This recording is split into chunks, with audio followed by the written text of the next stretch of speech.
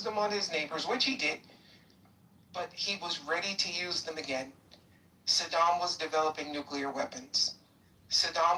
We were on the precipice of Saddam using, chemical weapons, biological weapons, not nuclear weapons. That turned out to be something he was saying just to keep Iran off his back.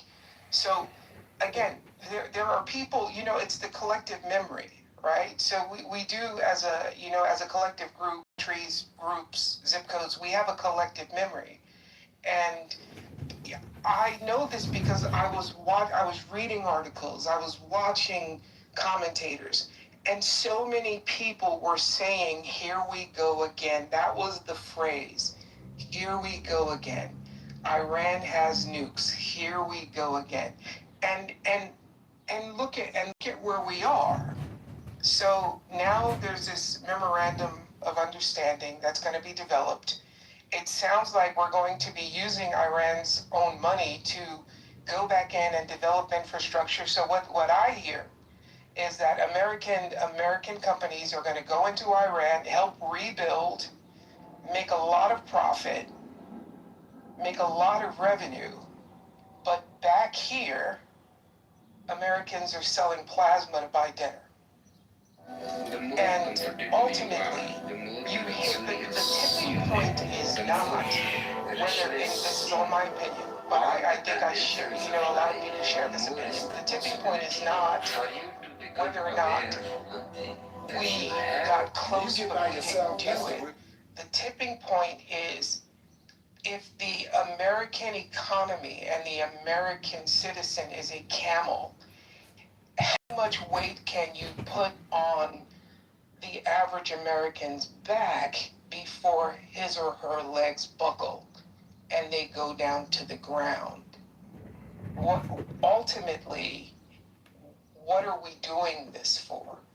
And, my grandfather was in the Army. My dad was in the Army. My nephew is down at Gitmo right now in the Army. Thanks for clarifying that. Yeah. And when people say we need to put boots on the ground, I'm of the opinion, and I'm of the opinion, if you truly believe this, and someone in your family is of fighting age, or you're of fighting age, if you feel this way, are you willing to pick up a rifle? Are you willing to drive your son or daughter down to the recruiting station and put a rifle in their hand? It's very easy to say we need to put people in harm's way when these people are numbers to you or faces on a screen. And I just think people should just think about this a little bit more, because we know from studies that the majority of our military comes from lower socioeconomic backgrounds. And the reason many of them join the military is because of the benefits. You get the GI program, they'll pay for your college tuition, all these other things. These people, they might be just names and statistics to many of us, to some of us. But to many of us like me, these are people that have names. These are people that, hey, I don't want to see, I'm just being candid, I don't want to see my nephew jump in to some foreign place and get his head blown off if our leadership can't tell us why this is happening and tell us what this is really for. It has been confusing from day one what the messaging is. And now again, it seems like the messaging is we had to go get the nukes. Well, what nukes? And well, wait a minute. Let's stop right there. Yeah. I'm going to wait till you're finished, but now, since you say that again, I want some clarification from you. Okay. Are you suggesting that the facts on the ground in Iraq and the facts on the ground in Iran vis-a-vis nuclear capabilities are analogous? No, not at all. Okay, I want you to make that clear if you don't mind, because Yes. I understand the collective memory argument, but I just want to be sure that we understand Daryl's position with regard to that. There were no, what do they call it, yellow cake? Yes, uranium. Uranium. Precursors in Iraq, but there are enriched plutonium stockpiles in Iran. That is a Yes. fact, right? Yes. Yes. Yes. But being very specific, using your wording, right?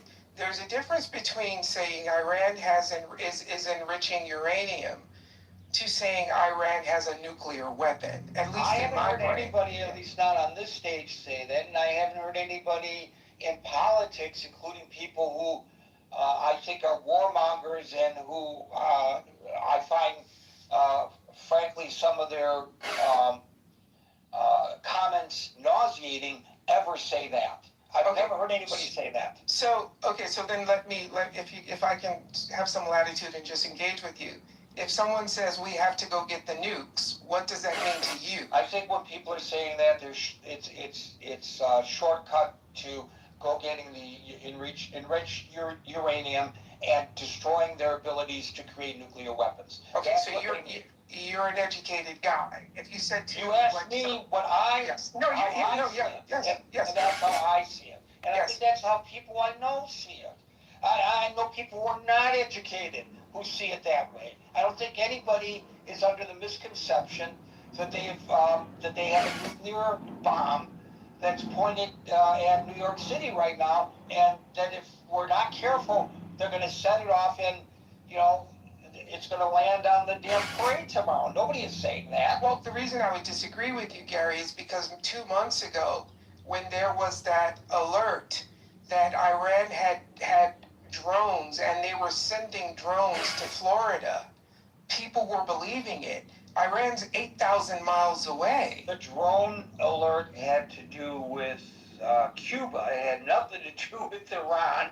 And it is possible right now for Iran or almost any other country, I presume, who has the connections, they don't need the scientists to put together what they call, I don't like the terminology, but it's what it's called, a suitcase bomb, and place it in Times Square. They can do that right now. Yeah, but we're talking about two different things. The point I'm trying to make is when you say that people don't hear words and assume something, I use the drone things just as an example of people hearing there are drones headed to Florida from 8,000 miles away. It's just amazing to me, really, how people have so little regard for the ability of our fellow Americans to comprehend what's going on.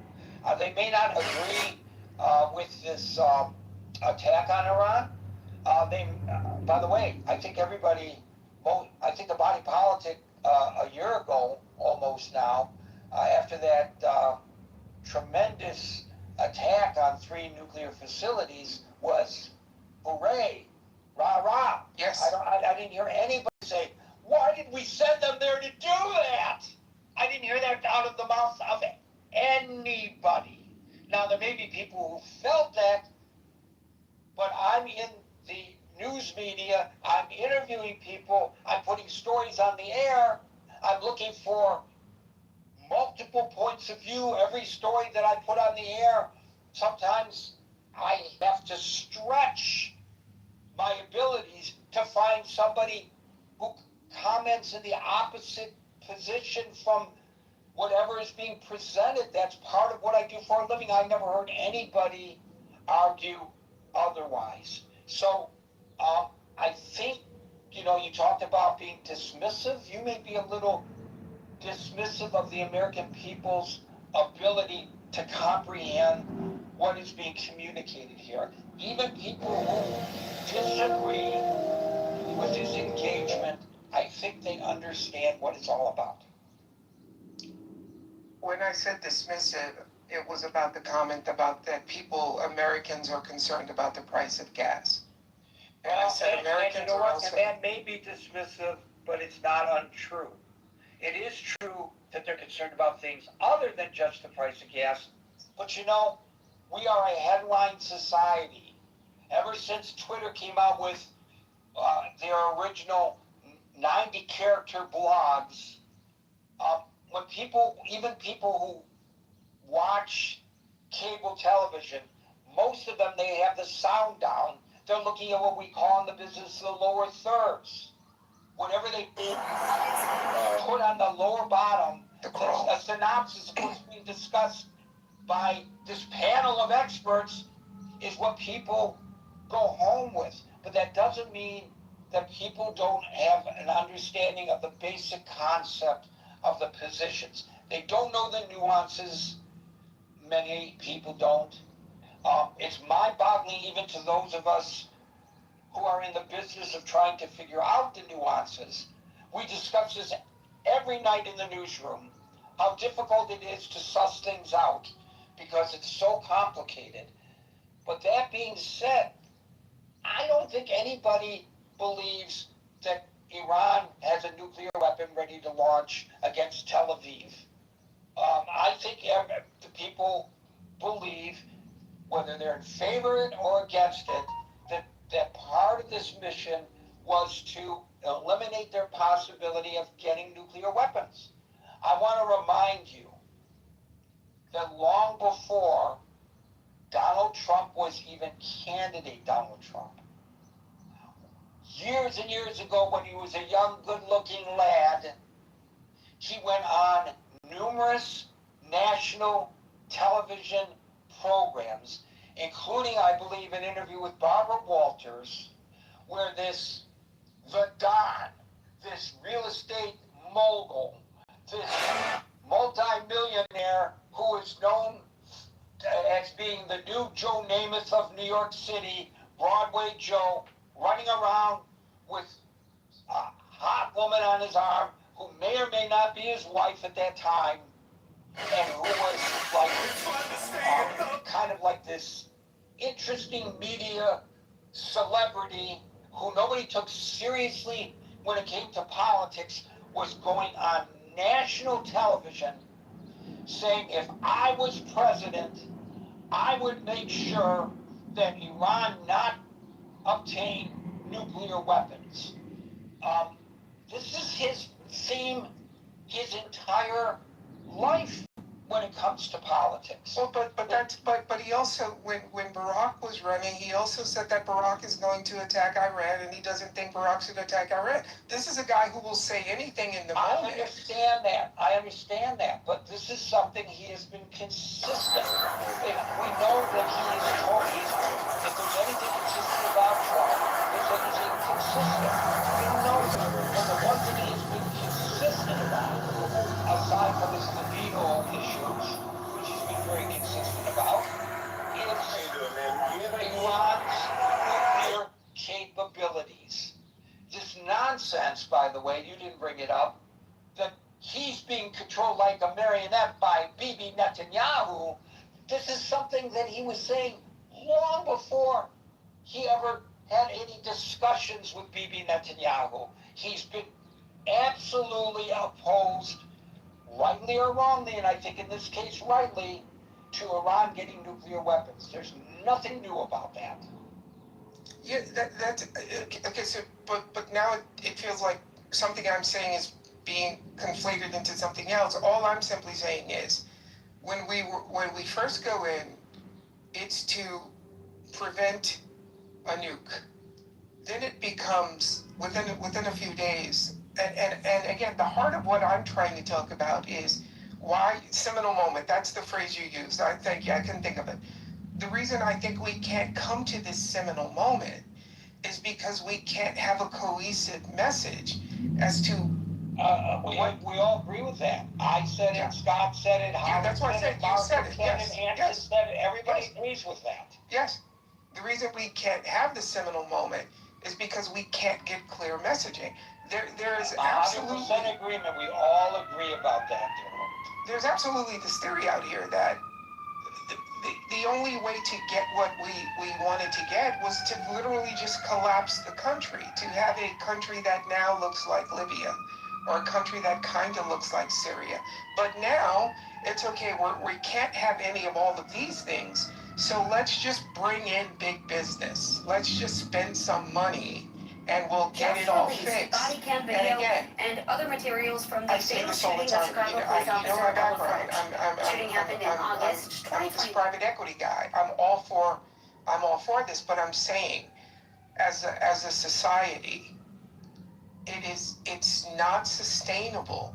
Right. So let me codify your position and tell me if Yes. I got it right. Your position is this: that the real reason we went in there is to create business opportunities for Trump and or his cronies, and not really for the purposes stated, which kept getting changed.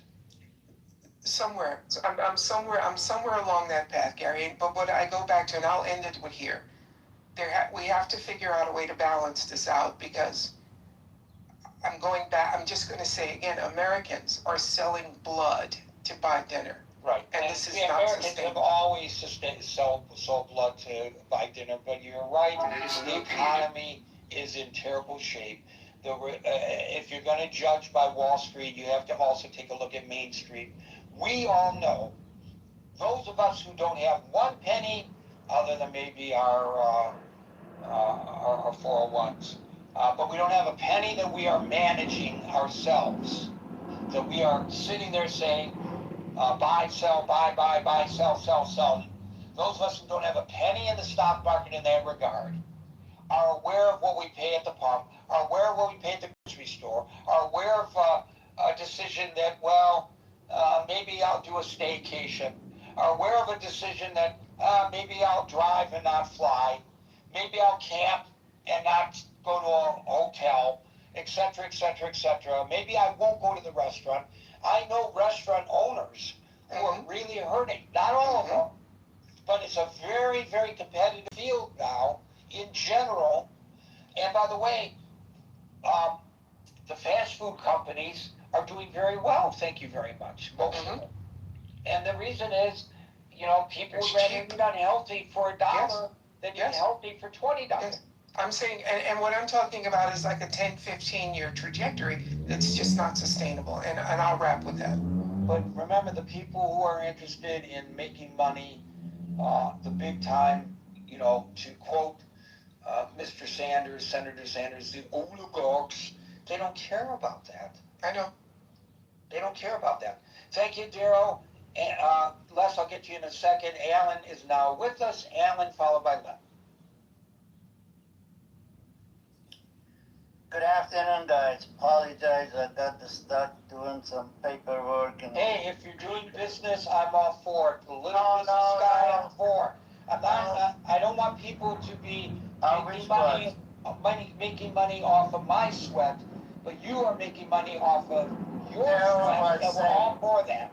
We're all with you, Alan. We're all with you. You want me to make you happy? I had one sale at 9:13 for $13. Second sale was a 5 minutes ago, 12:30.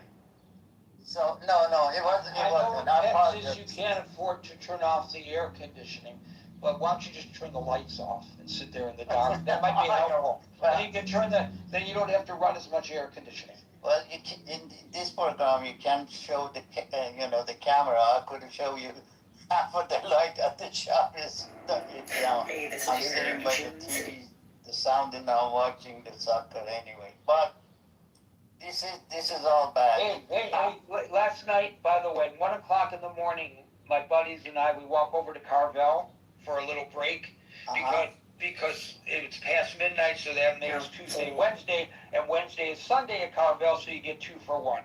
So every Tuesday at work, which is now Wednesday, becomes Sunday, and we get our Carvel. A group of people walk in wearing Algerian jerseys, and they got the Algerian flag wrapped around their shoulders and everything, and they walk in. I go, "Oh, Messi fans, huh?" Messi chilled as a game last night. Oh my God! My friends thought I was going to get my ass kicked. I thought it was fun. Did you guys know the Iranian player after the goal he made his hand like a shotgun and was shooting the ground, they dismiss his visa. He cannot come back to U.S. Oh, for God's sake! Listen, you and Iranians, I are in accord that we hate this regime in Iran. You've been with me for over 20 years now, more than 25 years, 26 years now. Alan's been with me on this program on a different, obviously, platform because Clubhouse wasn't around, but then we moved to Clubhouse. And so we've been in accord when it comes to Iran. This regime is bad. But when it comes to the sports, let them come and play. You know? no, I don't have no problem about they coming. Why are we harassing that team? Why are we telling them that they have to stay in Tijuana? You know what? They probably got a better deal going back to Tijuana because they're right next to a whorehouse. Well, you saw my posting, right?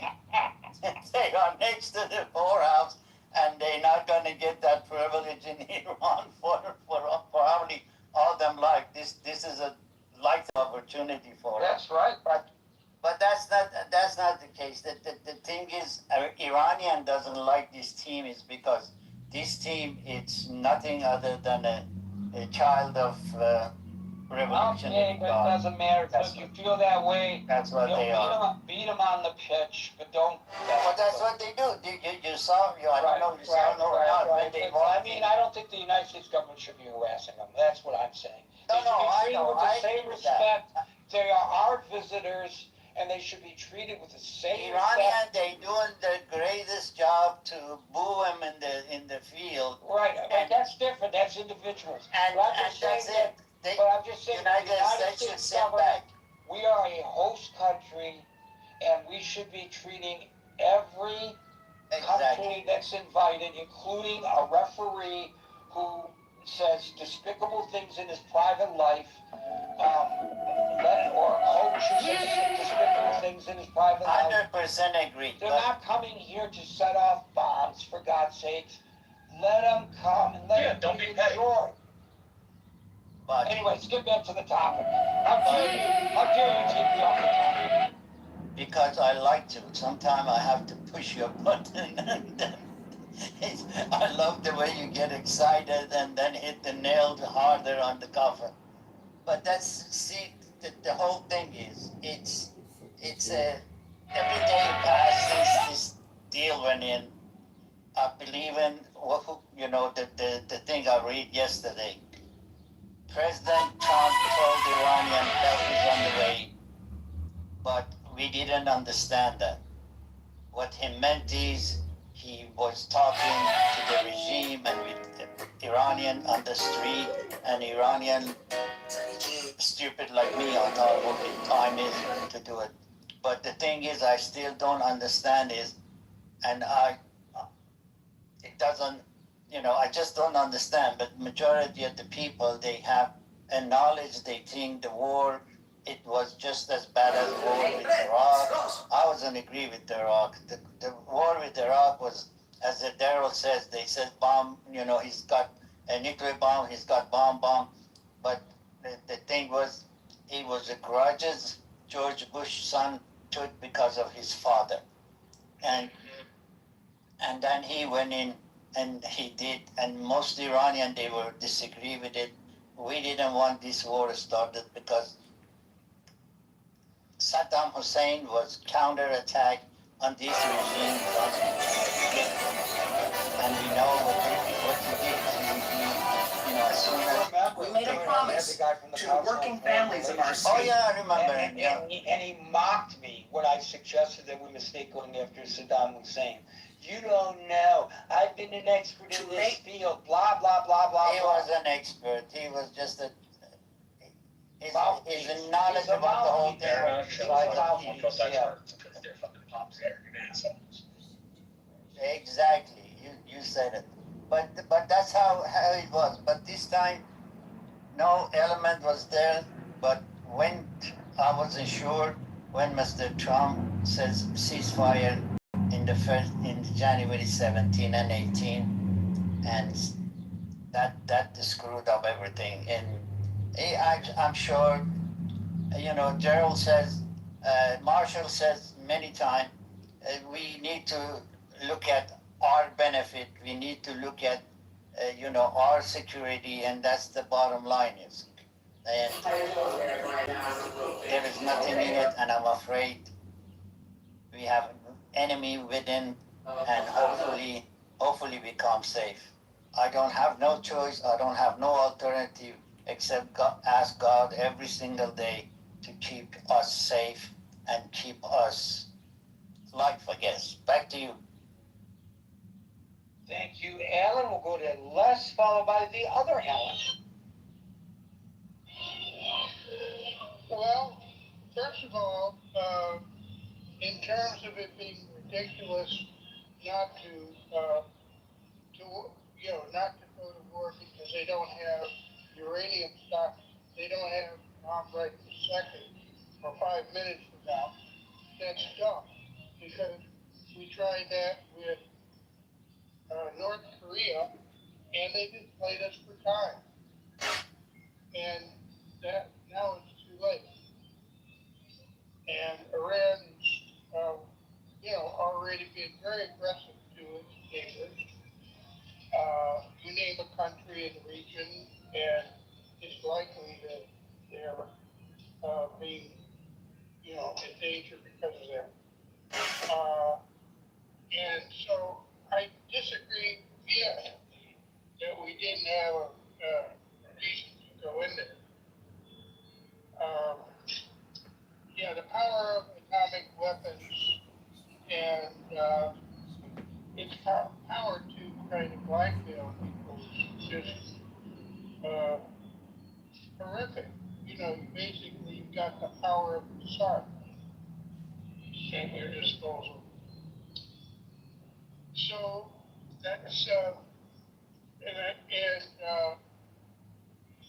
we know that they have had nuclear stockpiles. We knew they were doing it because they wanted to have a bomb, and they still have, a city full of centrifuges to purify the uranium, and those are things we have to get rid of. In terms of using, certainly we would need troops on the ground to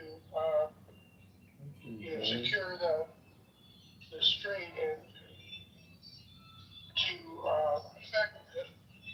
And I simply understand that that's asking a lot.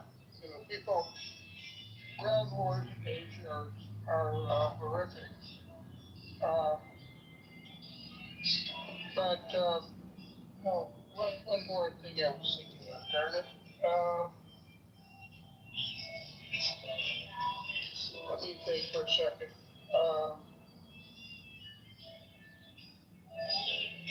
In terms of economic, basically starving that worked for in World War I. That's what we did to Germany, and they folded. And then you can't just say you can say that the top people are they're going to hang on to the last moment, but to keep a society a nasty society like that going, that's the government. You need to have collaborators. You need to have soldiers and people that keep the other people under control.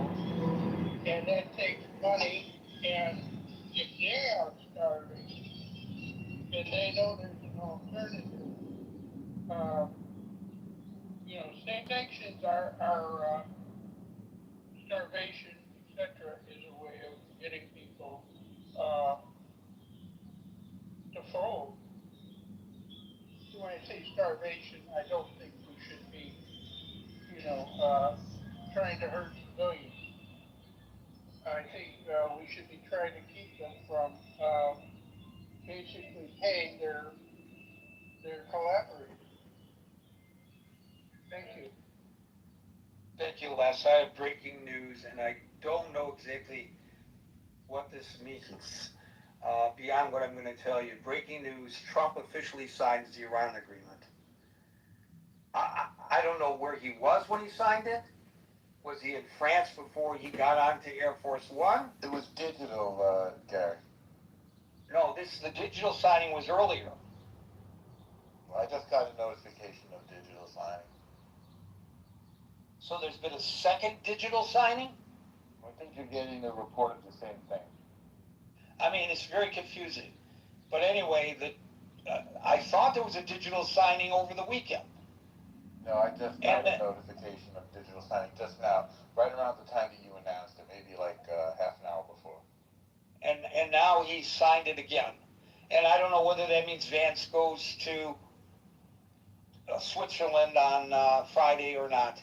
Who knows what the hell's going on? This is what I was saying earlier, have a little faith, not faith, but a little understanding of what people in these newsrooms are going through.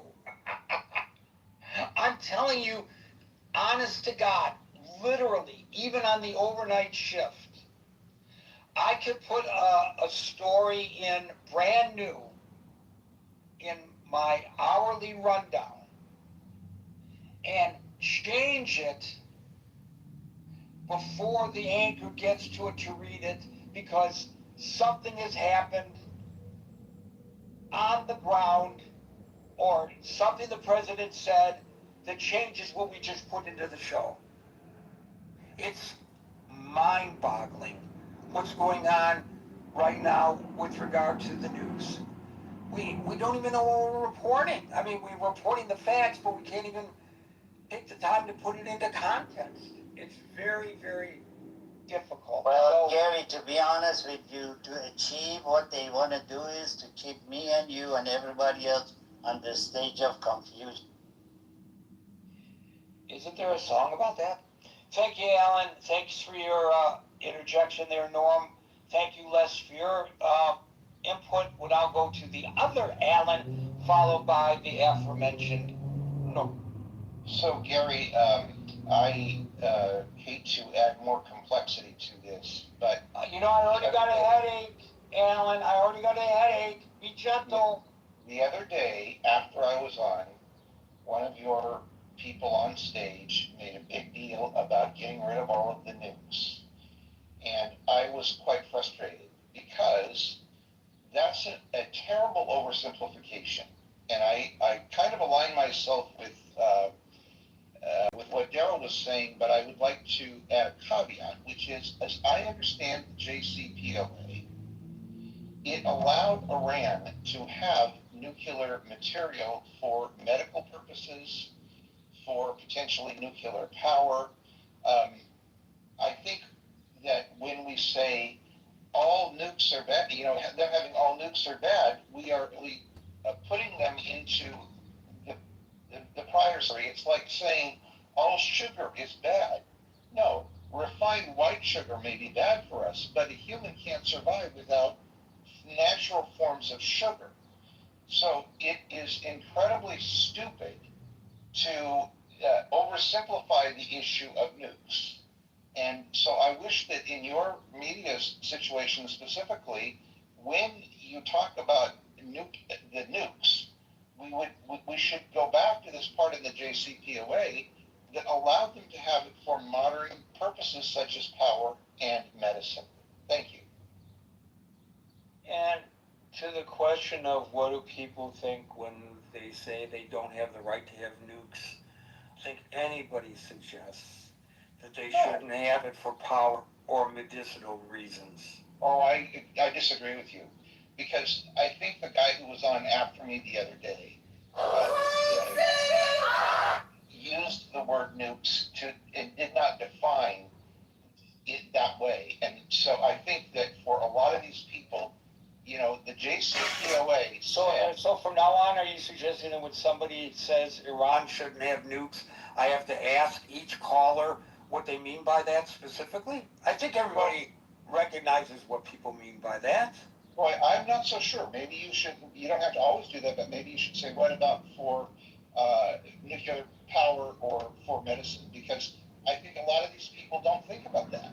I don't think they don't think about it because that's not what they're thinking about when they say that they ought not to have nukes. But they're not suggesting that that people who have cancer ought not to get radiation treatment in Iran. I'm not sure that I agree with you. I could be wrong. You know that General. But have you ever heard somebody say that? I have heard people refer to nukes the way that people refer to sugar. People think all sugar is bad. All sugar is not bad. Sugar is part of the human condition.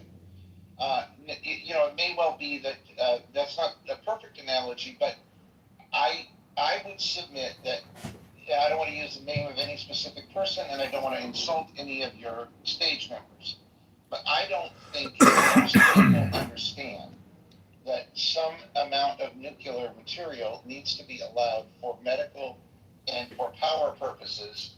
They say if Iran has one iota, one whatever it is, nuclear materials, it is wrong, and I think that's unfortunate.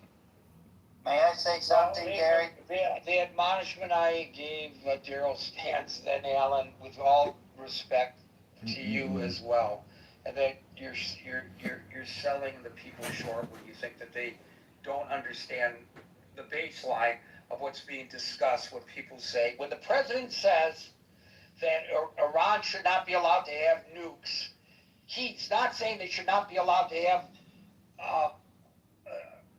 radiation therapy, which they already have. Everybody knows what he means, and we don't have to break it down into that kind of nuance. I mean, there has to be a baseline of discussion, and I think most people understand that baseline of discussion. I'm really a little bit amazed at you and Daryl even bring up either that, or I'm totally oblivious to the fact that a good portion of the population has no idea what we're talking about. Alan, what were you going to say? I understand Alan and Daryl, they both mean well, but I'm afraid the knowledge about capability of this regime, it's almost zero. Governments goes to the hospital and shoot the doctor because they were treating these demonstrators. They're not going to sit down and emphasize on the nuclear power facility to help cancer people and the medical and so forth and so on. Since Obama signed that treaty with Iran, Iran had plenty of time to build a nuclear facility to help the electricity. Tehran, the capital city, in last 2 years, they have 3 hours electricity in a day. Come on, guys. When they said nuclear power, that means nuclear bomb. Prior to the JCPOA being ripped up, do you think that they had built any nuclear bombs? Yes, they built Natanz after they signed that treaty. So you're maintaining that they violated the treaty. Exactly, sir. And let me add this point. Right, they did that in spite of the fact that we had international monitoring. So you don't trust the international monitoring as well. I know, because they gave them 2 weeks to go. 2 weeks they given to these nasty government, they given 2 weeks notice before they go and inspect. What are you talking about? They didn't have parameters in fact, Alan. That's the problem. So you think that we're better off to have ripped up the JCPOA, which was a starting point, than where we are today? Is that fair? Yes, it is fair. It is fair because 120,000 people so far got killed by this regime. You think this regime has a mercy on you? I doubt it. No, I don't think that the regime has mercy on me, but I also think that the JCPOA was a starting point. It wasn't a... It never was. It was meant for me and you to think it's a starting point. But for Iran was another win because they built three nuclear facility under the ground, and Natanz is the most advanced one. Well, as Gary said, the bombs destroyed those. So that happened before we theoretically went into this stupid war. There is no perfect solution, and I appreciate dialoguing with you. But Iran is not going to give up everything without. I mean, I think the JCPOA. I have yet to be convinced that it was this horrible deal and worthy of being ripped up. And so I think the point I'm trying to get to is you can't talk about what happened after the JCPOA was ripped up. You can't say they had nuclear weapons after the JCPOA was ripped up because we didn't abide by it. We don't know where that was we from. ripped it up. That was why we ripped it up, Alan. Okay, so we can have a discussion about the JCPOA, and there are going to be people who think that it was a great starting point, and other people who think that it was because of the sunset clause on it, it was worthless. But I think the point that Alan, the moderator, is saying to Alan, the caller, is that anytime there's any agreement with Iran or its proxies for any kind of stand down, it is used by Iran and its proxies to rebuild and reconstitute whatever military or terroristic assets that they have. And so I think you can argue, even if one were to agree with Alan, the caller's point, that the JCPOA, as the president at the time, Obama said, or as he says in retrospect, we got to where we got without entering a war, and now we're back to having to enter a war to get back to where we got with the JCPOA. There may be some validity to that argument, but the fact still remains that Iran cannot be trusted to abide by any agreement that is reached.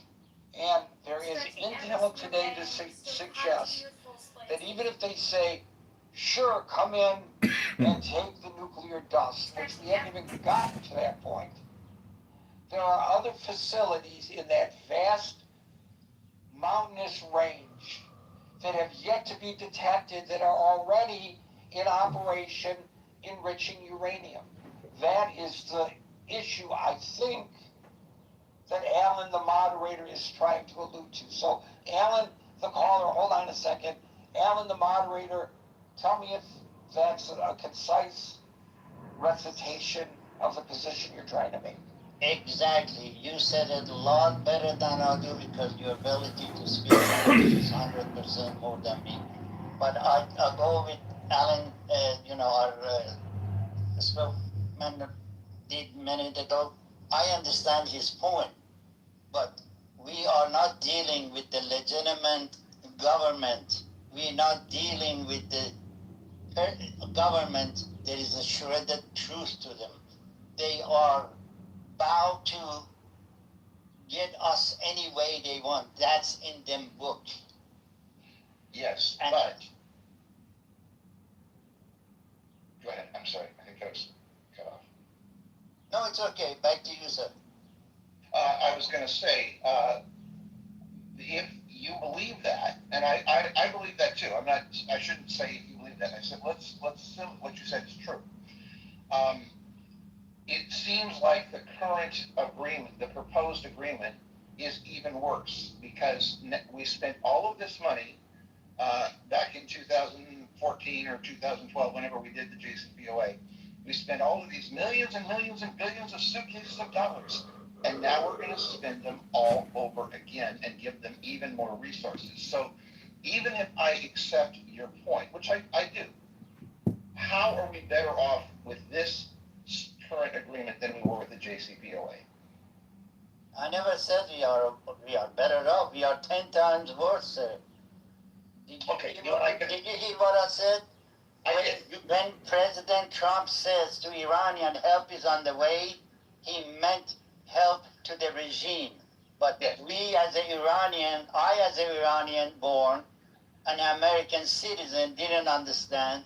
80 million Iranian, they did not understand. He meant he was talking to regime. They thought they talking to them. 120,000 people dead it is not the number they can forget. I They're heard not you say giving that. up.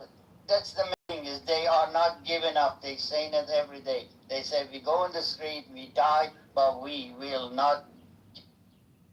I heard you say that, but I still maintain that if the JCPOA was not perfect, nobody is arguing that.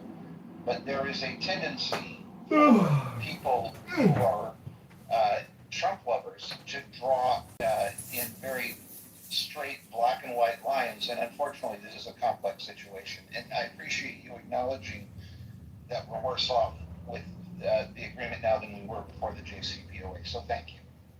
Thank you both, and to Alan, the moderator, if you think my English is good, wait till you hear my Farsi. Just kidding. El Normo, followed by Brian.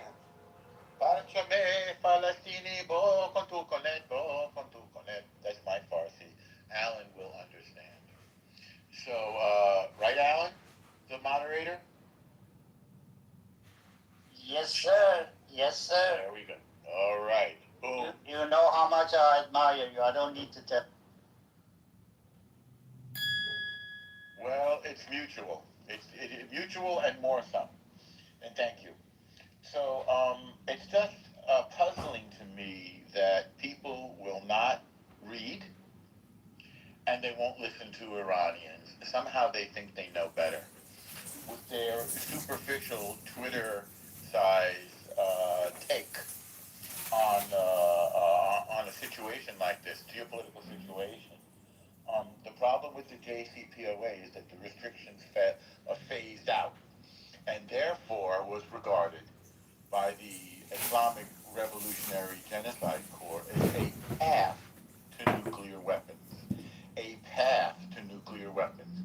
It would have sunset by now, of course, last October, I believe, 2025, and so we would have been in my view, infinitely worse situation had we not torn it up in 2018 after we discovered the secret nuclear weapons program of Iran. The plans, the scientists, the nuclear sites, and worst of all, the enriched nuclear material, which they had not. Right, and by the way, if you don't mind me interjecting, El Normo, No. you'll recall that after the JCPOA was put into effect, there were a number of Iranian nuclear scientists that mysteriously died, and a number of mysterious accidents that occurred in their nuclear weapons program that they shouldn't have been producing anyway under the JCPOA. So In the first place. In the first place. So there is the proof in the pudding that while it was well-intentioned, and I'm not saying it was a good idea to tear it up, but I'm saying that while it was well-intentioned, it was not a panacea by any stretch of the imagination. Not least of all because they violated it. Because everything, which is something that Alan would have told us all, not you and me, I'm just saying told us all, and did, that it would be violated. He knew that they would not abide by it, and he was right. He was right. And we should listen. I'm just going, hitting some high points here. I think it is an emotional and nonsensical appeal to somehow compare or contrast selling one's blood for dinner with defense money that was requisitioned a few years ago to buy the munitions that we've expended in this war, which of course we will have to replenish with newer, more modern, and even more effective military technology. So that was just a very manipulative, in my view, unfair, inaccurate, nonsensical, emotional appeal that has nothing to do with this war. Let's go. There was a statement that we don't know why we're there. I think the problem with the messaging wasn't with the messenger. It was on the receiving end. With all due respect. Why? Because anybody watching the situation knows very well that there were 4 huge reasons. And again, President mentioned it, Secretary of State mentioned it, Secretary of War mentioned it, and I mentioned it here. 4 big reasons for going into Iran. Number 1, the nukes. Number 2, their ballistic missiles. Number 3, their terror proxies. And number 4, their horrific slaughter of their own people. And it is baffling to me that people cannot seem to muster any enthusiasm for the beautiful and cultured and Western-leaning and educated and enlightened Iranian people to be free. For some reason, they just don't count. I don't get it. On the subject of civilian nuclear use or nuclear material that was just mentioned, forgive me, patently false, because they were, nobody cares if they enrich to 6%, which is what you need for civilian use. The problem is when they enrich to 60%, which keeps them, which has no civilian use, and puts them within arm's reach of a nuclear weapon, which they were continuing to develop, and which they could put on a ballistic missile and deliver to Europe for now, and soon enough to the United States, certainly and everything in between, by the way, making them into a little North Korea. As many of us will remember, when our President Barack Obama left office, he said the number 1 problem was North Korea. And the reason why is because of its nuclear ability. Well, this country, I mean, we've compared them to Nazis, the Islamic Revolutionary Genocide Corps, not the good people of the country. They're even worse in some ways than North Korea, certainly, because they are expansionist and imperialist, and they want to kill everybody that doesn't worship like them. I don't think the North Koreans want to kill people that don't worship Kim Jong-il. So I've mentioned that they had secret nuclear sites before we tore up the agreement, and this is confirmed by the IAEA, the International Atomic Energy Agency, and the IRGC did not let them in to inspect them. There was a mention that people don't want their good family to go into war. I understand that. Many of our parents, grandparents, siblings served this country nobly. Some didn't come back. My dad did. I have his flag right here on my coffee table in a triangular box. You may have, with the glass pane. You may have seen those. This was in Incheon in Korea. Some people might have said, don't go into Korea. Probably they did. Some people said, don't go into World War II. I'm sure they did. Some people said, don't go into World War I. I'm sure they did. Unfortunately, all of those people were in the wrong, because the United States is willing and able to defend the rule of law, a laws-based society, which includes freedom of trade and freedom of the seaways and freedom of information, by the way. You may have noticed that Iran threatened to cut the internet cables that went under the Strait of Hormuz, like they have a right to do that. That has to do with freedom of information. You'll have noticed that they cut off the internet in their country after they slaughtered what Alan just estimated, and I believe it was 80,000 of their own citizens. So if you still believe in freedom, then it would be puzzling to me why you would disagree with our use of military might to defend the freedom that we hold dear. So I think I've mentioned almost everything. The last and maybe most important things. What's different now is that we have shown them that we are willing to enforce our American will to freedom militarily. I'll say it again. We have exposed Iran as a paper tiger, and we have shown them that we are willing to hit them, and hit them hard, if they don't abide by their agreements. That's different than before. We did not have that military will before. I don't know, Norm. You could build a case the opposite's true. Yeah. If they view the U.S. now as a paper tiger, and they have the upper hand and leverage moving forward, based on the MOU. Well, you'd have to take a look at the damage that we did to them to determine whether you think that's a paper tiger. Well, what damage when we're going to be reimbursing them $300 billion? Hang on 1 second. You can't have it both ways, Norm. No, I think I would say that you can't have it both ways, Howard. We have shown them the extent of damage that we are willing to inflict on them, and we have shown them that as pirates, they are not going to hold the world hostage and somehow enjoy freedom of movement. So we are willing to suffocate them and blockade them, and we are willing to smash them militarily. They cannot sustain that. We can. That's the difference. Yeah, but we elected to not sustain it, and we're giving them new life. Well, I don't know if we're giving them new life. We're resuscitating the regime. Wait, Norm, let me talk. We're resuscitating the regime. We're going to release, $300 billion in reinvestment. And what did we get out of it? The Strait's going to be open. I want to remind you, the Strait was open before all this nonsense happened. No, irrelevant. The fact that they're irrelevant. That's the whole purpose. What do you mean irrelevant? Completely irrelevant. It's not. No. I totally disagree, Norm. Norm, who you crapping? I'm not crapping anybody. So again, the goal of the war was to degrade them militarily. That will not be reversed. To destroy their nuclear capability. That will not be reversed. Destroy their missile hardware creation factories and facilities. That's not going the other way. To cut them off from their proxies like Hezbollah. That will not be reversed. How are they cutting them off from their proxies?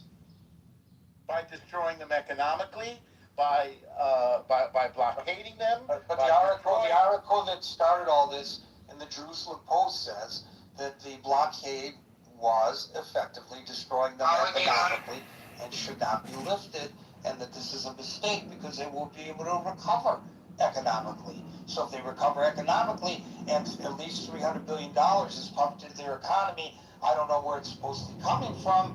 The president says it's not coming from us. The president says it's not coming from the Gulf states, but it's there in the agreement, and that's just one segment of the agreement. Another aspect of the agreement is the release of their funds that have been held by us. So what do you mean they won't have the economic wherewithal to fund Hezbollah and Hamas in the future? Well, I don't know how far in the future you want to go, but they have estimated economically, and there isn't any disagreement about that. They're suffocating. And I think the president went into this agreement for two reasons. Number one, because to avoid a vacuum created by no government in Iran, knowing that apparently, again, this is not my call, that the Iranian people were not yet ready or able to take charge, and they wanted to avoid civil war. That would be one. And number two would be to get the stock market, get the price of oil back down, to get inflation back down going into November, which, I think all of us were upset about the effect of the blockade and the closing of the Strait of Hormuz by Iran. So I don't understand why people would be upset with this. Those people who wanted peace are getting it. Those people who wanted inflation to go down are getting it. Those people that wanted to smash the daylights out of Iran have gotten that. The only thing we did not get is regime change, and apparently that's a little bit tricky. Now, I respect Captain Anson on his view, but this wasn't only a military operation, it was also diplomatic. Norm, you've argued on the stage before regime change happened in the beginning. Now you're saying there wasn't regime change? I'm confused. Well, when I say the regime, I don't know if you want to dispute what I said, or you want to agree with me. No, I'm confused. Please clarify. Was there regime change or was there not regime change? You have demonstrated your confusion. Do you want to agree or disagree? Which one? No, he was asking you to clarify, Norm. Come on. Yes. Okay. So obviously it was a theocracy before, led by a particularly destructive regime leader named Khamenei. He's gone. That's a regime change. This guy. No, it's not a regime change. The individual is gone, but the regime remains. Come on. You know that, and I know that. Well, you can't look in the mirror. You can't look in the mirror. You can't look in the mirror and believe the guy who's saying that. I don't believe that you believe what you're saying, Norm. government has been fragmented and they're in a power struggle right now. What existed before no longer existed. We've decapitated about 3 levels down. Time will tell whether that is an accurate assessment. But the wacko Khomeini son is now ostensibly in charge if he's alive. We don't even know, so we can't say definite. This is not what a regime change is. A regime change would be it no longer being the Islamic Republic of Iran, but the Democratic Republic of Iran. That would be a regime change. That would be desirable, certainly. But we're not there yet. Well, but I agree with you there. I agree with you there, but to say that it's a regime change is really a stretch. This is Madison Avenue-esque. This is not reality. Come on, Norm. Well, we can split the hairs if you like. It's not splitting the hairs, it's calling things as they are. Apparently, previously, Khomeini was in charge. This new guy apparently is not in charge. The IRGC is taking charge. Apparently, the IRGC is a regime change? Yes, because they by a particularly destructive. The regime is usually identified with its leader. I'd like for you to find any experts on what's going on in Iran who and send me their thoughts that there's actually been a regime change. I'm sorry, but I'm sorry, but I know you well enough to know that you're just blah blah blahing here, and you don't even believe what you're saying. Well, no, you don't get to speak for me in terms of what I believe. What I will say is that it's a semantic matter, and you can have it either way. It's not a semantic matter. It's a question of what's going on the ground. I thought it's a definition of what a regime. No, come on. Don't make this an issue of Webster versus the Encyclopedia Britannica. This is a reality. There is no regime change. Okay. There's been no substantive change. Alan, has there been any substantive change in the regime? Alan's busy with a customer. God bless him. Moving on to Brian. Thank you, Norm. Brian, that was very interesting. Yeah, hey, Gary, one thing I will quickly agree with Norm, as he said in the beginning, people don't read the details, period, and I'll leave it there. You're right. Brian, followed by Dave.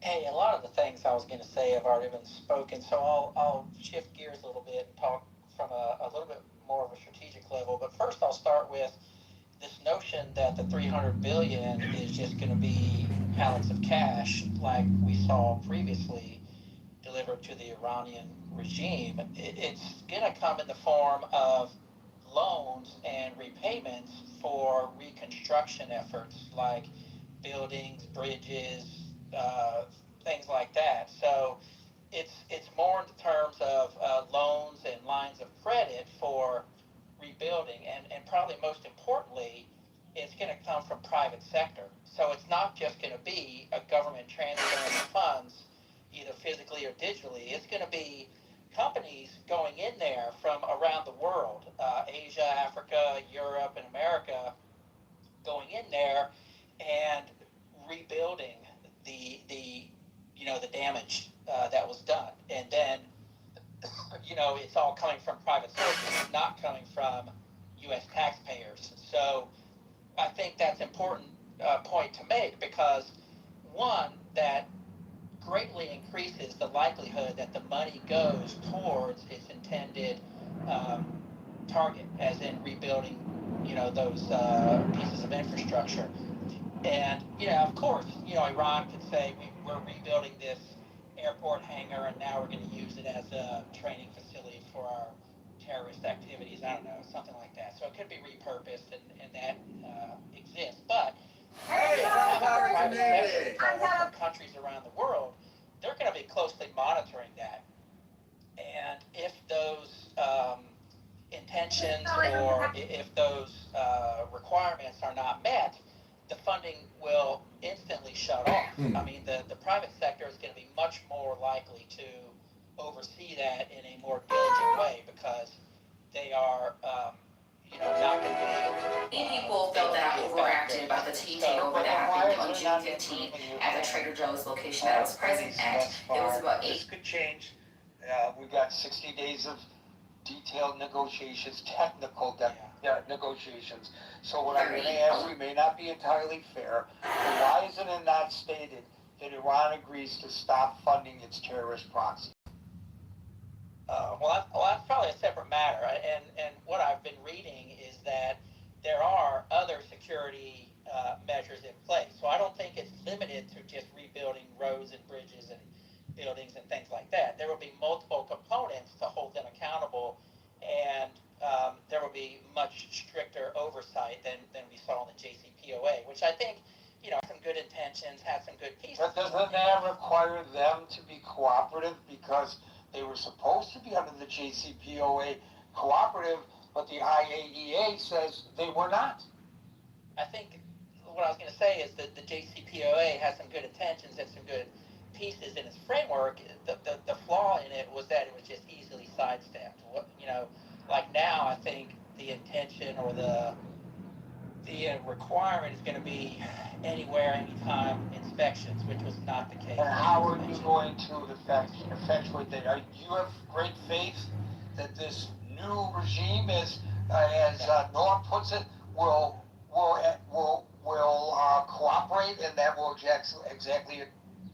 No, I think there's zero chance that Iran will follow through on their commitments, regardless of what they are. They are not driven by economics, concern for their people, even concern for their own lives. I think they're very happy to be martyrs for the cause of their radical religious beliefs. And, what happened over the past couple months was inevitable with the way they are ideologically and religiously driven.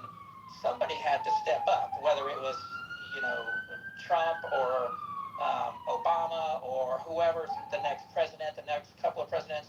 The only way this is going to end is if the regime completely collapses. And I think really, from a strategic perspective, what Trump did, and I'll speak to some of the other things I was going to mention, was I think he's done a lot of good strategic things that have created short-term pain, but in the interest of both America and the international community, have created some trends or some movement in the direction that gotten rid of Venezuela. They're no longer, an adversary as they were previously under Chavez and Maduro. He's severely, restricted Cuba. He's kind of accelerated their demise. He's isolated Iran from China. China came out and basically chose the U.S. over Iran. They chose not to get involved. Yeah, they might have been selling some arms and some, other supplies behind the scenes, but I think for the most part, China and Xi Jinping values the long-term strategic relationship and trade deals with the United States more than they value Iran, even though the oil that was provided to China by Iran, was substantial. I think like 10 to 12, 14%, something like that. So Trump has chosen to take short-term pain, doing what had to be done with these countries that were adversarial and pains in our asses in the international community for decades, and positioned us to benefit. We are the beneficiaries in terms of what we are producing as far as oil, natural gas. I mean, Europe now sees what Trump predicted with Russia invading Ukraine, with what's happening in the Middle East. Trump predicted all of this, over the years, and especially in his first term. So, I think they're more likely to come around as Trump continues to, continues in this direction. So, his goal was to fundamentally change things in the United States government. And even though Doge didn't accomplish all the things it set out to do, I think at worst, it highlighted the massive amounts of spending that were going out to these bullshit causes. At worst, it allowed the United States to present information without the executive's ability to classify it, because Doge got rid of Adobe Professional. They cost more than they made. Like their entire point was to save money, and they literally, as a department, cost more money to fund by the federal government than they did less. Like they didn't do their job. Like I don't understand why Republicans cite that. It is a failure on our part. We put a 19-year-old in charge of Social Security, and then it had a breach, right? Really, really bad ideas. Marshall, I don't mean to go off topic, but to support that example, what's happening with the screw worm down in Texas is another example. We cut $15 million, and it's going to cost us way more now to fix it. Absolutely. And you can track the cutting back to Doge. And the problem with Doge in the first place was these people didn't have any context for who they were firing and what they were getting rid of. Not to mention the fact that they fired thousands of people that then had to be rehired, given back pay, and some sort of legal compensation because the federal government wrongly let them go. Right? They were not worth it. And I'm a Republican, but I don't understand the praising of Doge in any way, shape, or form. They were worthless. They were beyond worthless. Well, I think the counter argument to that is that Trump is shifting the center of gravity away from the government. He's pushing more of the economy into the private sector and taking it out of the hands of the public sector. It's messy, and there are Republicans and Democrats who are fighting them because of the nature of political. Brian, it's not just messy; it's utterly unprofessional. The way this was done by them is not a show of professionalism. I wouldn't hire these people in private life to do my. Hold on, I wouldn't hire these people in private life to do my taxes. Okay. They acted like they knew what they were doing. They cut thousands of people using this rip and tear model, which they then had to rehire. That's not doing a good, a professional job. That's doing a lazy job and calling it good. No, I disagree. I think if your job is to cut money from the federal government, you don't then, number one, cost the federal government more than it costs to fund you. Number two, you don't end up costing the federal government more by firing people you then have to rehire because you didn't do it the right way to begin with. If it were professional, if it were in line, they would have done the professional thing, gone through the research, fired the people they could hire so they didn't have to go to lawsuits with these people privately and then have the federal government pay them out. That's not professional, and you can't argue that it is. That's not accurate. So I think it's absolutely accurate. They fired a bunch of people. The reason you're incorrect. Hold on. They fired a bunch of people. Hold on. They fired a bunch of people that had to rehire. I understand. I heard you the third time. Well, don't tell me it's not true, because I can look. If you want the source one, I'll pull them up for you. They fired a bunch of people that should have fired. I'm going to give you the counter argument, Marshall. The counter argument is that you don't have time, and you don't have the time to go through the bureaucratic red tape to go in there with a scalpel. What you do is you go in there with a. I'm going to say political shit, and I'm going to waste the taxpayers' money, and I'm not going to bother. Hold on, and I'm not going to bother to do it right the first time. Hold on, and I'm not going to bother to do the task right the first time. What universe is repeating a task 3 times in any way good for the U.S. government or the people that are that are absolutely necessary? That's not my point. My point is, you don't tell me that you don't have enough time to do it right. That's wrong. You do have to do it right. You chose not to do it right. Okay, guys, I don't know what this has to do with today's topic. I agree with Marshall. I'm trying to close the loops here. What I'm saying is Trump is working at a strategic level that a lot of people just don't understand clearly, because it's not a misunderstanding. They were put in charge to save money. You don't save money by costing more money. All right, I got that, Marshall. You're right. So we have another one who believes that the American public doesn't understand what we actually see in front of us, and we thank him for explaining it to us. I cut it off because it's 6:55. We only have 5 minutes left, and we have 1, 2, 3, 4 people in queue.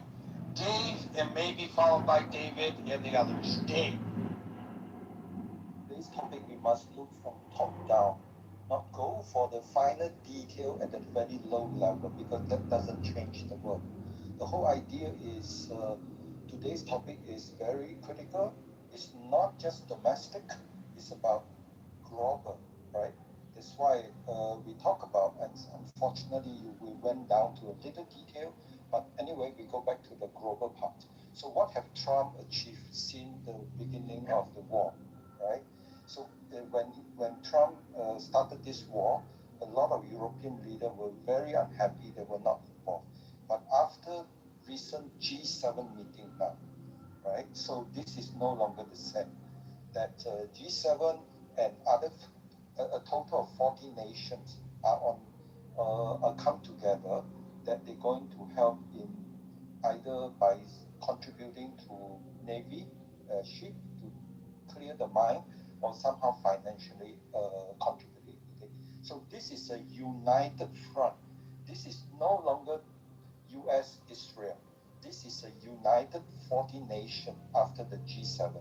So this is what Trump claimed he want to achieve during his first inauguration speech, uniting, right? So, and just like the prior speaker said, he sometimes he might do it very bluntly, but we are facing what he claimed in December 2025, civilization erasure.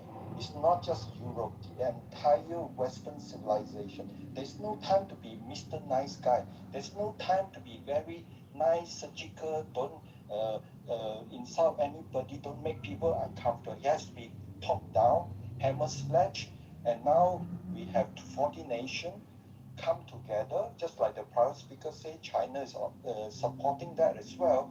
So this is the biggest achievement.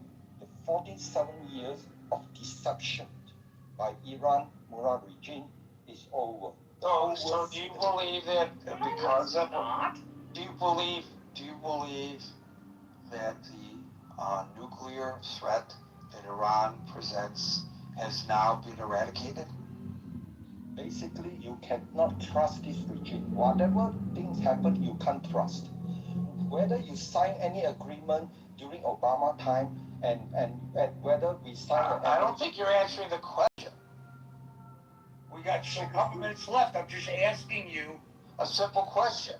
Through this memo of understanding and what it allegedly will lead to, do you believe that Iran's nuclear weapons threat to the world has been eradicated?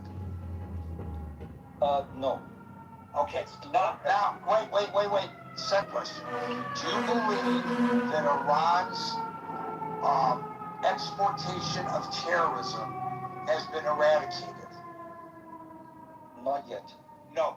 Do you believe that the threat to the populace of Iran, because we were just told it was a regime change, has been eradicated? That people who are dissidents no longer have to fear being executed on the streets? Okay, so they... Yes or no? If you want yes, no, you are like an Islamist. You don't care about... I'm an Islamist. I love Gary, an Islamist. I love that analogy. And Gary, can we confirm what statements has the G7 just made supporting this memo of understanding? I don't know. That they completely support the U.S. That's news to me. I'm sorry, David fantasy. Garcia. I'm sorry, Amir, who I really wanted to hear from, especially. Sorry, Andrew. Well, guys, come in early tomorrow, and we'll get you at the top. Please, David, Amir, and Andrew. Folks, we're here Monday through Friday at 5 o'clock New York time. So until 5 o'clock New York time tomorrow, for the next edition of the Critical Thinking Forum, everybody be safe, be well, and peace out.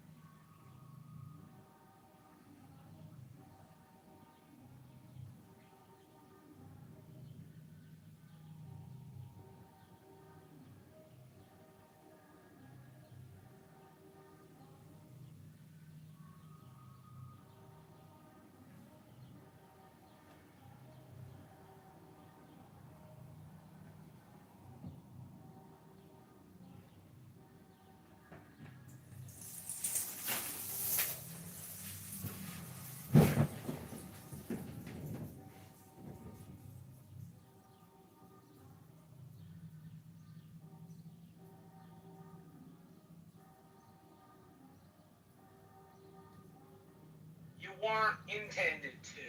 If we paid attention, we'd realize power comes in numbers. And numbers only come when you put in the work to do the shit that matters in the first place. And the problem I identified with the American public not giving a fuck is not just voting, it's not just being uninformed, it's being utterly unwilling to put themselves in a place where they are responsible for the freedoms they have.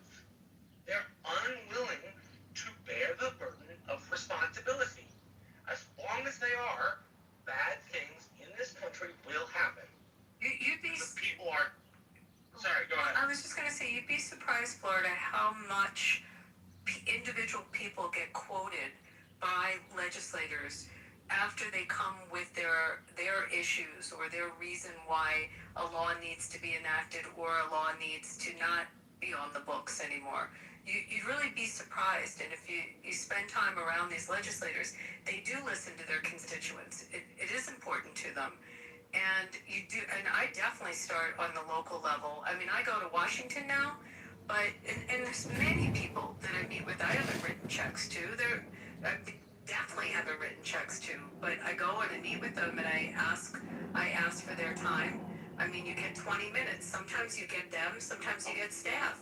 And that's on the federal level, but on the state level, I mean, something just happened with my county commission that pissed me off. And I put a call into, and then I put a call into the guy, and then I got his number, and I sent him a text about something that happened at a hearing at the county commission. I've appeared in front of my city council on a few occasions, under public, during the period of time when the public can speak. It's, you get on the agenda. I mean, it sounds a little kooky, but you can do it, and they will listen to you, and you really would be surprised. But if you don't do it, you'll never know.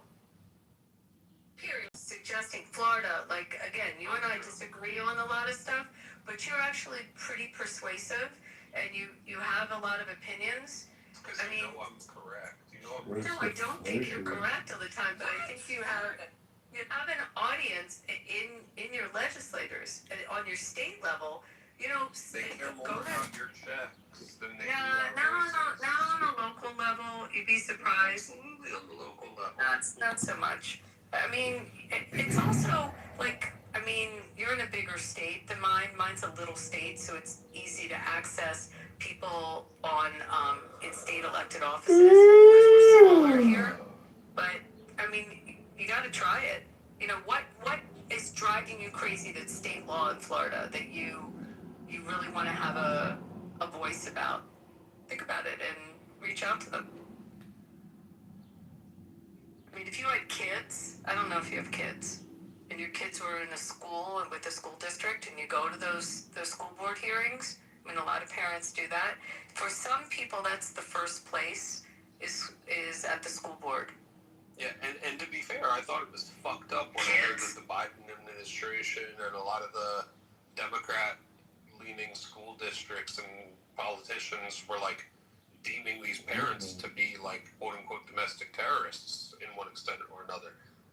But I don't think that. I just don't think we're going about this the right. This is why I really support. Number one, we've talked about it before, Abby. The more stringent campaign finance laws, number one, and then number two, changing the voting system entirely to allow for ranked choice voting, so to speak, where number one, people would have to be more clearly labeled when they're donating, or organizations would have to be more clearly labeled when they're donating, and it would take the dark money out of politics and also large money by minimum by setting limits. They are labeled. I mean, again, I told you on the federal level. It's not true. Let me just say it. I have $5,700 I can do to a member of Congress, or like if I have an event at my house and it costs me $5 G's to do it. But I can't have an event at my house for $10,000. Yeah, but what about the People's Republic of North Korea? You can't nobody at that event can take cash. Money. I tried to tell you. You can't give to any class. State parties. No, they cannot. Super PACs can donate They parties. have to be American citizens. No, they can't. It's illegal. No. That's the specific issue with super PACs. Super PACs don't donate to campaigns because it's federally illegal to do so. No, Florida, if you don't believe me, pull any NBC report from any member of Congress or the Senate and tell me where. Oh God. I know, what a bitch. I'm gonna text him right now. Hold on. Let me text him. You're a bitch. I'm gonna send it right now. That's not what federal law says. Federal law says. He just said, I don't like. What? I just. I don't know what he's doing. He doesn't want to listen.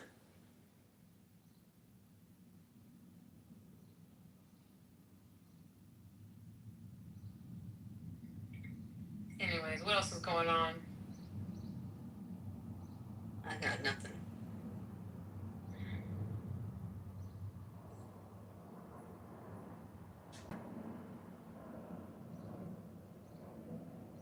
I'm texting him, come back. Stop being a little punk. He does that. He runs out and on this particular subject, because I came with hard facts on it every time on who can go into super PACs, how super PACs are disclosed. Every single time he tries to say that foreign governments, and I try to tell him it's illegal and PACs can't take it if they're political, and he runs out. Marshall, you've seen him do that. It's annoying. But that's just not what it says. Like, look at a campaign finance report. Right? This is the proof that people are like, they can go to FBC and pick out any campaign finance report from any member of Congress or senator in the country, from any political action group, from any coalition committee, and they don't. Because they're too fucking lazy to do anything about their fucking beliefs. It infuriates me. It's a go. This is him on this subject. He will go running every time.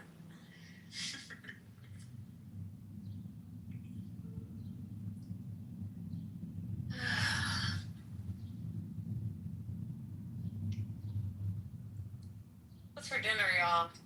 What's for dinner? Feeding the dog right now, so it's chow, and I'm giving him this pumpkin stuff that you're supposed to give your dogs. Someone talked me into it. Some kind of like pumpkin patch thing I put on the top of the food. That's what dinner looks like, right?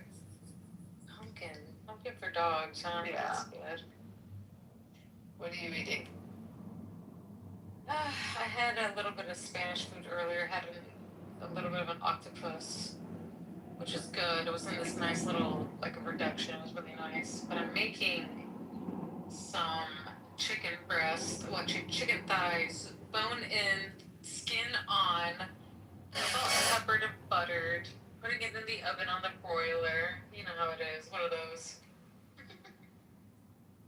I was in a room earlier and they were talking about how to make a steak like a steakhouse. Like, why my steaks at home never taste like Fleming's or a steakhouse.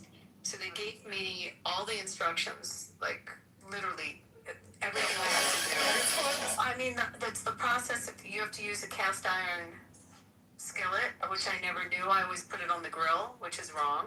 And you have to use the butter. You have to like baste it in butter, and you have to baste the cast iron pan in butter as well. I mean, so they went through this whole thing, 1.5 minutes on each side, and then put it in the oven. I never did any of this. I just stick it on the grill. Yeah, So, I do sometimes butter at the end, depending on what kind, but not all through. Like at the end, I'll put some depending on what kind of cut it is. they said to baste it while you're on the skillet. And they said you have to make sure that the other thing they said is use the kosher salt, and you have to make sure that there is no water anywhere. Yeah, you need to dry your shit. I didn't know that either. You gotta pat dry that motherfucker. But I do not. My steaks, maybe like I don't eat steak. I cook usually for my man. So we get a ribeye, maybe about like 1.25 inches to 1 1/8 inches. You know, in that area. A cute marbleization. But I literally put on a cast iron skillet, sear it. I go, you gotta hear that shit. And then I lower the heat, I cover it. And then I raise the heat, I flip it, sear it. I cover it and I lower the heat. I don't have to put it in the oven. I don't have to do that extra step. Yeah, lower the heat a bit, cover with the lid. I mean, I'm so lazy. I have a big grill in my backyard, you know? So I That's just like. delicious though. What? Yeah, but it's not the same. It never tastes like a steakhouse, right? So You're trying to replicate. You know, there's one video that was done by, what's his name, Gordon Ramsay, that cooks a perfect steak on a grill. You should check it out. Let me find it for you. And you're not supposed to put the sauce on until after, right? So Right. no sauce at all, marinating. actually. I think there's no marination, there's no marination, there's no marinating, there's no sauce, there's no nothing like that. It's just salt, pepper, butter, apparently. You know what I'm saying? They Steak said seasoning I put on top of it too. you do put steak seasoning on. Okay. So she said rosemary and I forget what the other spice was, and garlic, I guess, in the butter when you're basting it. What kind of, you put like stuff you buy that says steak seasoning? Yeah, it's Mrs. Dash steak seasoning. Yeah. Oh, I found the one that's on a cast iron skillet with Gordon Ramsay. Let me put that in the chat. This is the one that I learned off of, and every time someone talks about how do you make a steak, people even talk about this video. I'll put it in the chat. Y'all check it out. It was done about, 18 years ago. It was posted 18 years ago. Wow, it doesn't change, man. Doesn't change. Hey, Dyson. Hey, Dyson. Everyone, Derison's here. Let's get it started. Is that How did the game go yesterday? It's fun always. Yeah, it keeps iterating, keeps getting better. I want to tell you about a small victory I had, or a small defeat, depending on how you look at it. My friend told me a while ago, and I'm taking this to my heart, that if you go more than 2 days without going to the gym, you're in a rut. I've been trying to stay consistent, and it's been a few days, so I feel like I'm in a rut, and then I was like, alright, I'm gonna force myself, I'm going to the gym. And then I get to the gym, and they have a sign on the door that says, we're installing new equipment, we'll be open tomorrow. so actually want to start right now. Hey man, you don't need a gym to work out. They don't train. That's true. You can do calisthenics at home. Stop playing. Yeah, right. You're absolutely right. Derisive, don't do that to yourself. I don't even want to say I've got one in my house and I never use it.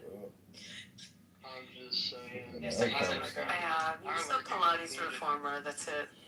One of my friends has one of those mirrors. You know what I'm talking about? The mirrors that like reflect on you and shit. Oh, what's that called? That That's just stupid. the magic, like that mirror. I can't. Yes. It's like your whole, I don't know what it's called. It talks to you, right? It talks to you. Yes. It checks your posture and everything. Like you're off to the left. Please censor yourself.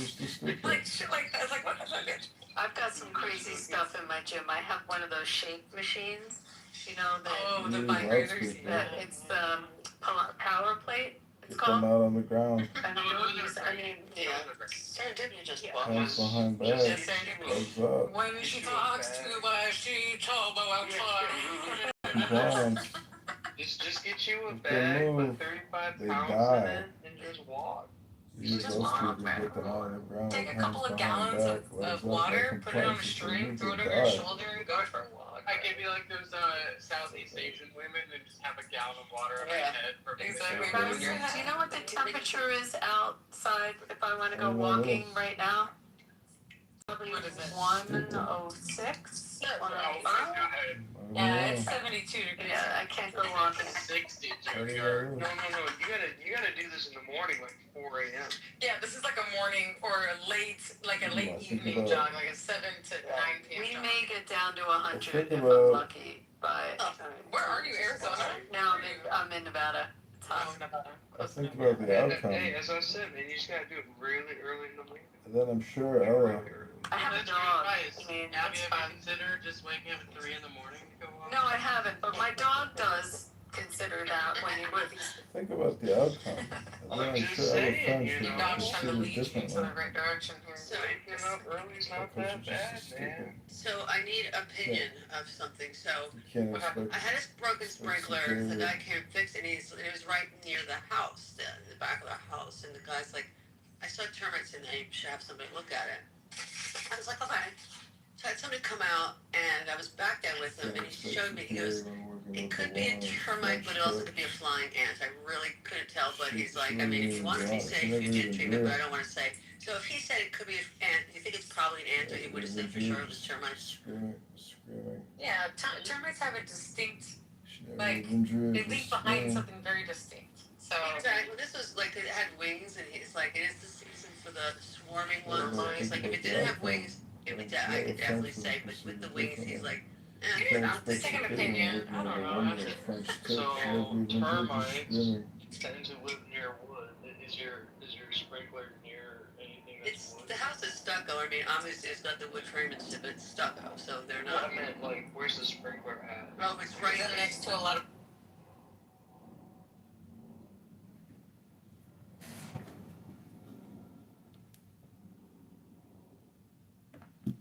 No, I can't come back with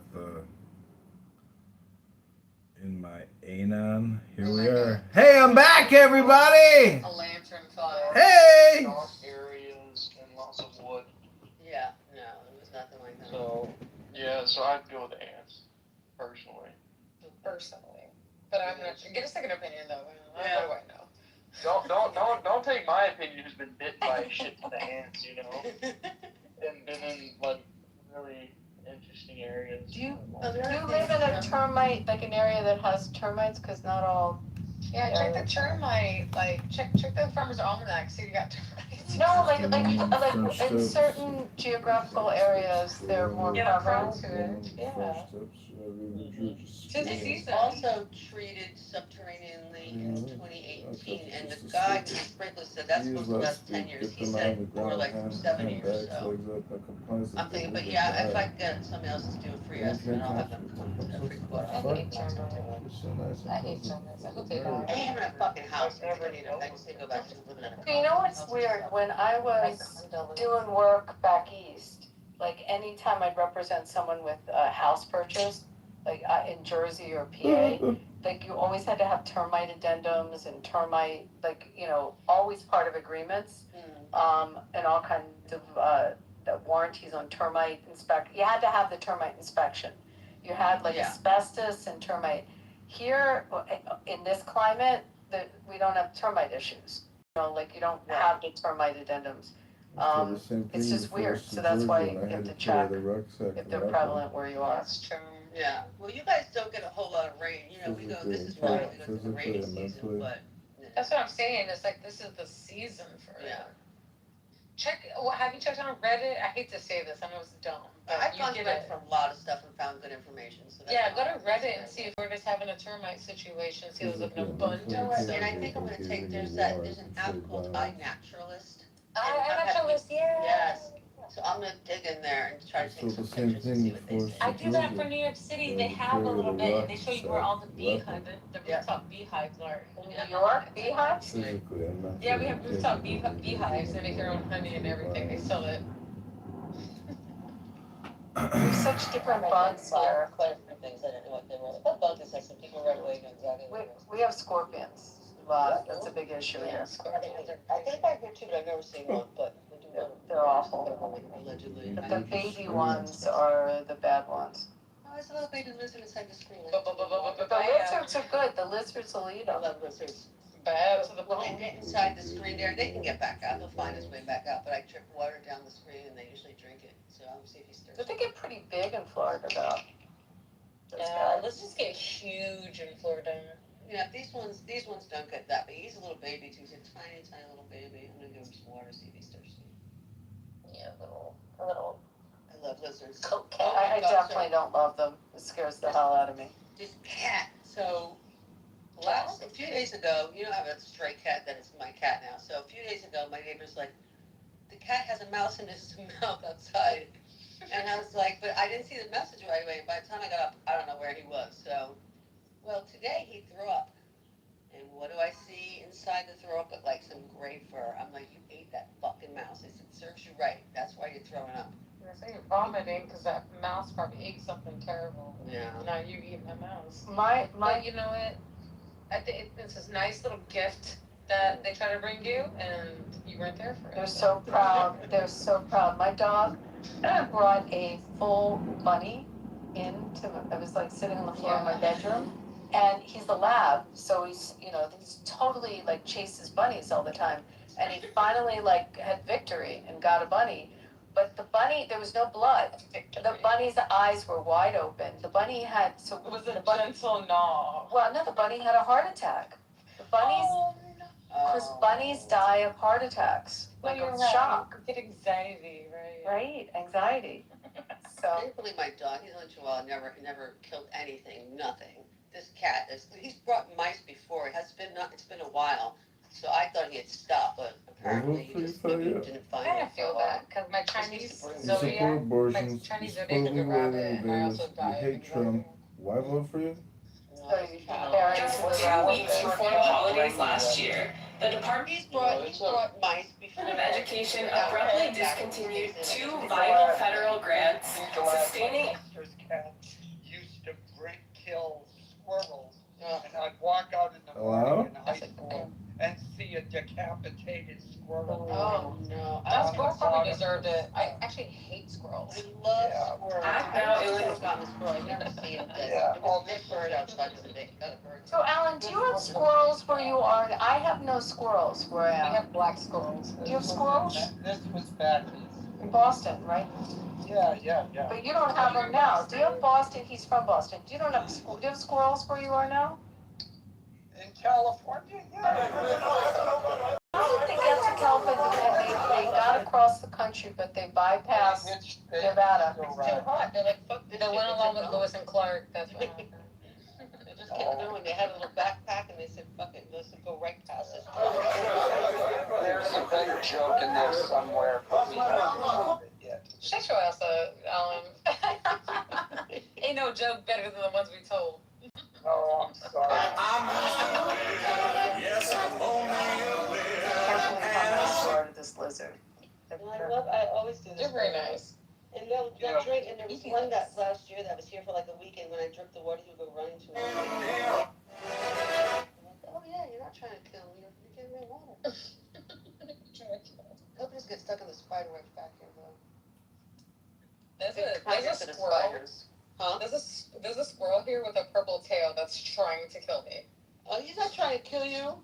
Yes, he's trying to kill me. Stop that. Every fucking time I try to walk by it, I know the purple tail every fucking time. It runs past me to the purple, like, it's always in front of, like, a step.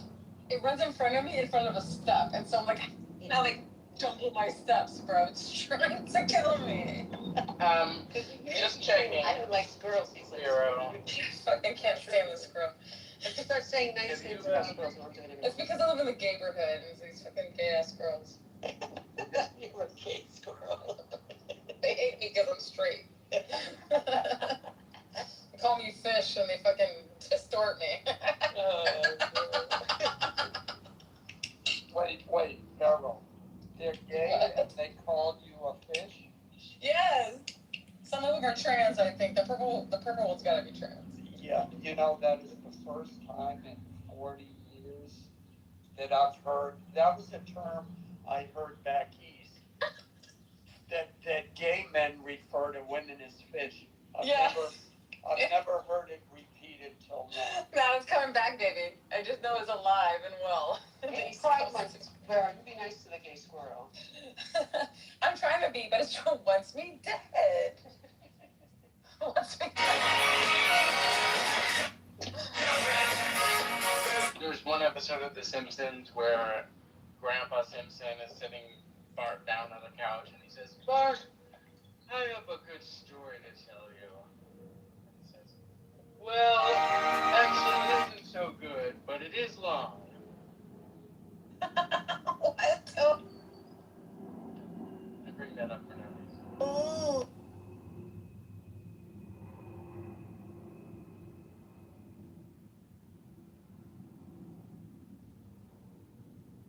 The parade is tomorrow. The next parade is tomorrow. That's gonna be exciting shit. Oh, okay. Where's it down Fifth? Where are they doing it? Down Fifth? They're doing it. Yeah, it's gonna be down the Bowery up to City Hall. It's gonna be a cute little. I think it's like a 12 blocks.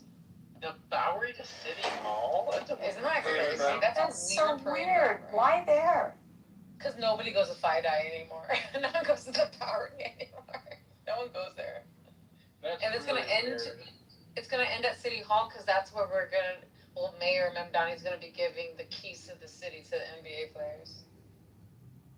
I thought it should have happened around MSG, but up to like at least 59th Street, but whatever. Right, or down Broadway. Or, Yeah, I mean, why wouldn't they end at MSG and then like have everyone gather in there or like? All right, something. I agree. World Cup. The World Cup, that's why. Oh yeah, the World Cup. We're all having World Cup here. All the Scots from Boston are visiting too because they just want to. Maybe people uptown just realize that the crowd gets rowdy. They don't want that around. Maybe. When we had the one for the Eagles in Philly, it went down Broad Street, which is like where the Mummers March, and then it went around City Hall, if you know Philly at all, and to the Art Museum, where Rocky ran up the steps.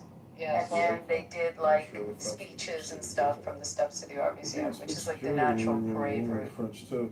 So most of the city can see it. So that's crazy. It's like hidden in New York down there. It seems like it's not even going that far, but I don't know. Well, it's not. Things remain to be seen. The Bowery to City Hall is like a 15-minute walk. Right, but it's just I don't know what to expect. I'm gonna be they want it to be, what does that call it? A ticket? Where they're gonna throw a ticket tab. Do you know what I'm talking about? Ticket tab throwing? Like back in Ticket tape. Ticket tape. Ticket tape. Yep. Thank you. Ticket tape. Ticket throwing. tape. They're gonna do a ticket tape parade. Ticket tape It parade. can only last a Ticker tape. Ticker tape, yes, for the accountants back in the day, right? Yeah, ticker tape. So it's gonna be a ticker tape parade, so it can only last a few blocks anyways, because if not, it's gonna be just terrible. So they have sanitation on board, they have all sorts of volunteers to clean up afterwards too, so it can't be that long. When's the last time they did a ticker tape parade? That's a really wild thought. That's a good question, actually. I did hear it's been a while. When is the last time NYC did? Like they had it at the end of the war. March World War 7th, 2008. 2018? No, I just. Oh, you make that up. I mean, I'm thinking of like Kennedy in a ticker tape parade. 1973, when the Knicks won the championship. 1973 was the last ticker tape. Wow. So they're gonna do it again because the Knicks won again. Wow, I like that. Oh my God, that's good. Okay, I still don't understand what An acid attack in ticker tape parade. It's throwing paper. It's a Paper. paper. It's So back in the day when accountants used to do like a lot of small receipts that didn't mean anything at the end of during a parade, since accountants were usually in these really tall buildings, they would throw whatever paper they had out the window for celebration. That became like a thing called ticker tape parade. That's kind of close. I mean, I just gave you the gist of it. I'm not gonna go into this fucking long ass thing. I'm not going to go into a long ass thing either. Ticker tape I is what they used to have. As they had when you had the stock market, everybody had a ticker machine, and the ticker machine would run out a tape and would have all of the stocks on it. That's how they got the stock reports before we had the internets. And they had a lot of paper around, and they had all those torn up ticker tapes, and they'd throw them out the window. Which is the elongated way to say what I just said. Yeah. Thank you. No, it's not, Vero. You're being. Yes, it is. I the only difference with stockbrokers and accountants. That's the only difference between what. Do they tend to have those parades near Wall Street? Thank you. Context of why it makes sense. Well, I gave you the gist of it. He just said the same thing I said, but a little more, Well, three a little more accurate, like it was from the stock I mean, market, a little not more from accountants. detailed. I was still accurate. telling yourself that. I mean, I'm still accurate. She painted the picture, the extra tape that they threw out the windows. Thank you. Yeah. That's it. We just had extra tape. Counts. Until Joe explained it. What do you mean it didn't make sense? Wouldn't those parades have been down in the financial district and like Wall Street area, based on what, if it came out of the stock tickers and not uptown? Just saying. But a lot of people have. Right, a lot of but people were in the traditionally. Accountants. But definitely Wall Street would have more. Parade was for the dedication of the Statue of Liberty. So where did that happen? Okay, that would have been down in the financial area. There you go. Well, Battery Okay. Park, yeah. Why do I kind of remember one? Did they do one for like astronauts or like some, something in New York, like not non-sports? Yeah, when the first two astronauts went up and landed safely, I think they had one. Who was the first one not to land? Buzz. Neil Armstrong? No, that's the Buzz Aldrin, but Buzz. No, I'm talking about the Mercury program. Alan Shepard. Not. So when he came back, I think he got it in the state. But then Gus Grissom, he was the second. He didn't get one. No, he wasn't the second. I forget. But by the time he came back, there were no. Derisive, is Smithers on The Simpsons your favorite character? I asked that for no particular reason. Sniffles. Do you remember Smithers when Lisa was helping Smithers with something on his computer, and then Lisa opened his computer, and the first image that pops up is an image of Mr. Burns dancing, and it says, "Hey Smithers, you really turned me on." Oh yeah. Or he has the fantasy that Mr. Burns is Marilyn Monroe singing "Happy Birthday to You." Yeah, I remember that.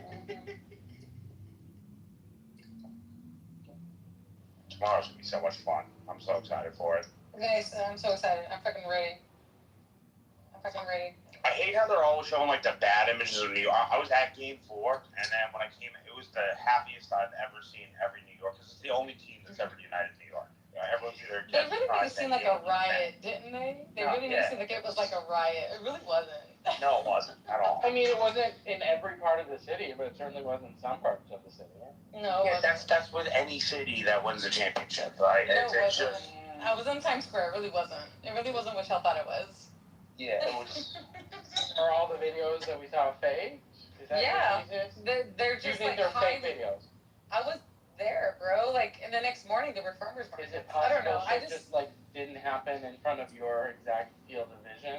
Sure, but Shit I mean, happens like everywhere. Like when a team wins a riot? championship. Okay, well now you're saying three different things. No, I didn't say I'm sorry, I nothing can't happened. please you here. I'm sorry, I can't please you.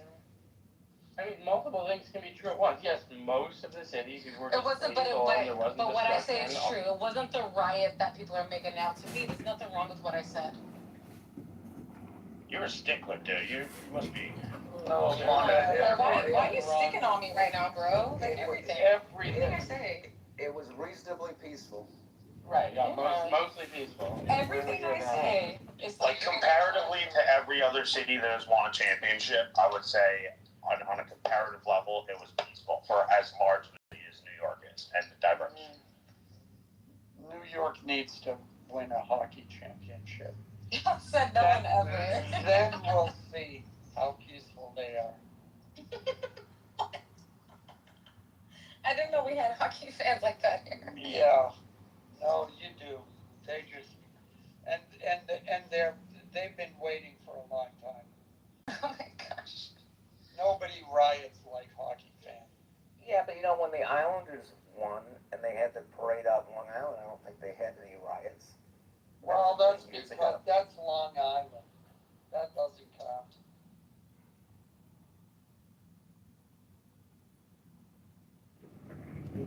I have no basis for that statement, but it felt reasonable and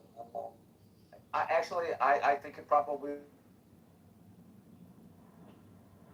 That was, after Cain killed Abel, and Yeah. when he went off, Adam and Eve had another son, and the quote in the Bible is, like, God has given me another son to replace, Cain, who Abel slew. It's actually a famous quote.